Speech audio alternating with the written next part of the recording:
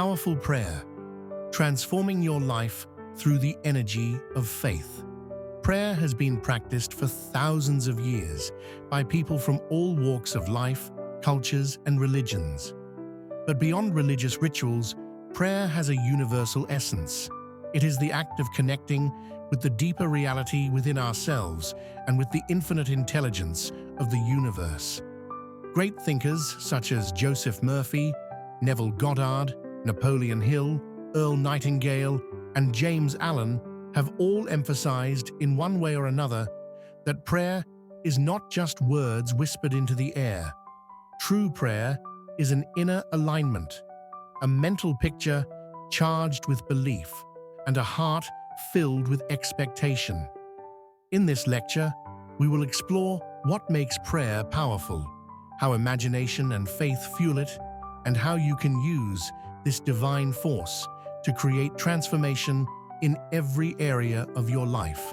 What is powerful prayer? Powerful prayer is not begging or pleading for something outside of us to show mercy.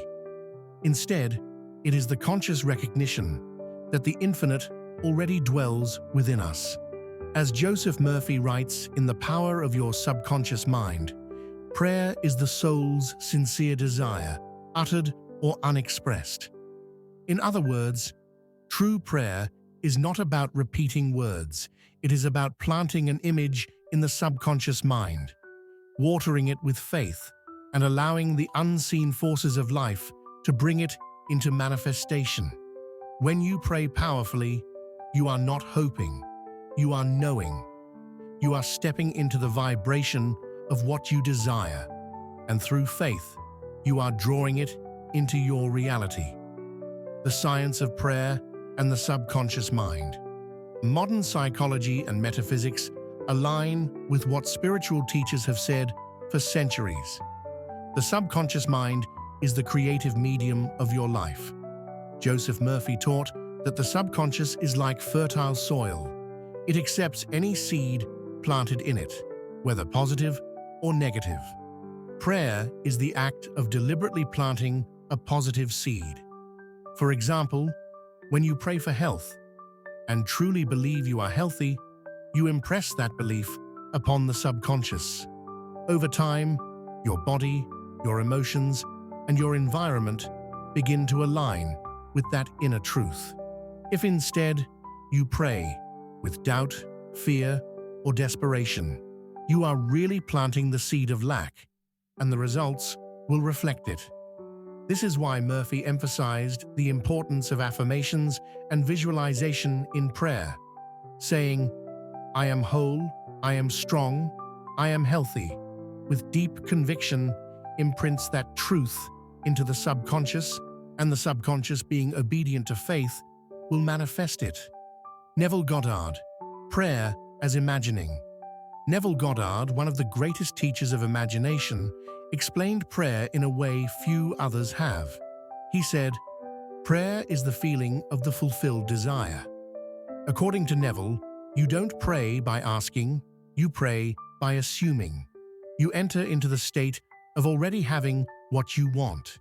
If you are praying for abundance, you imagine yourself already living in wealth. If you are praying for love, you imagine yourself already embraced by that love. This is not mere fantasy. Neville insisted that imagination is the creative power of God within man. What you imagine with feeling becomes reality. So the most powerful prayer is not, "God, please give me this," but "Thank you, God, it is already mine." When you live from the end, when you pray from fulfillment rather than for fulfillment, you align yourself with the creative law of the universe.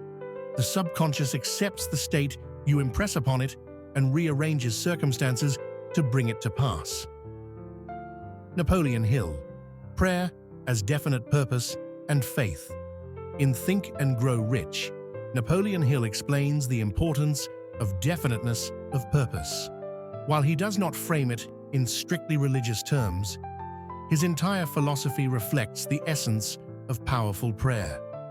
Hill taught that when a person has a burning desire, backed by faith and repeated affirmations, the mind becomes magnetized.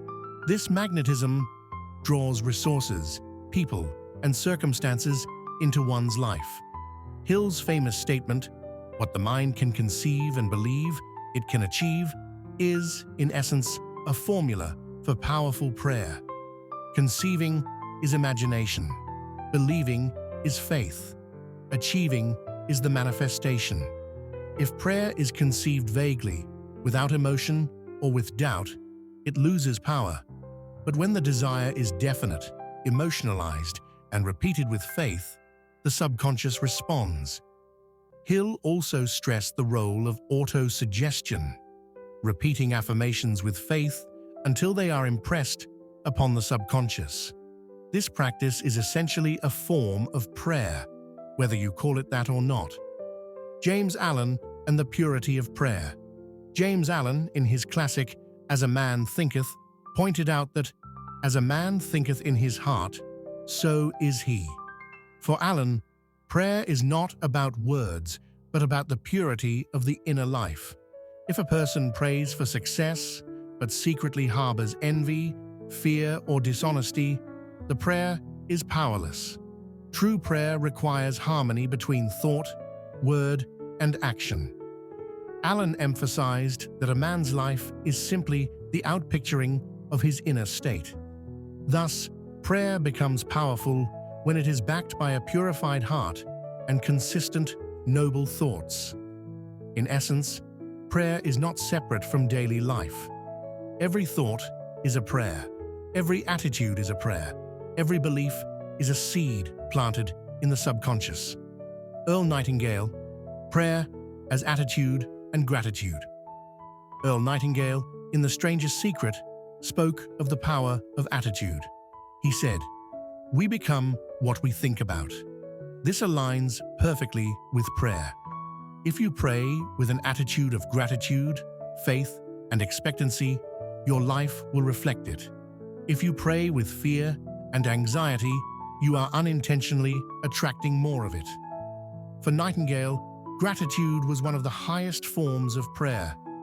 To wake up each day and give thanks, not for what is coming, but for what already is, creates an atmosphere of abundance. Gratitude transforms ordinary prayers into powerful declarations of alignment with universal law. How to pray powerfully. A step-by-step guide. Clarify your desire. Be definite about what you want. Vague prayers produce vague results. Enter a relaxed state. Quiet your mind. A calm mind is more receptive. Visualize the fulfillment. Imagine vividly what it feels like to already have your desire.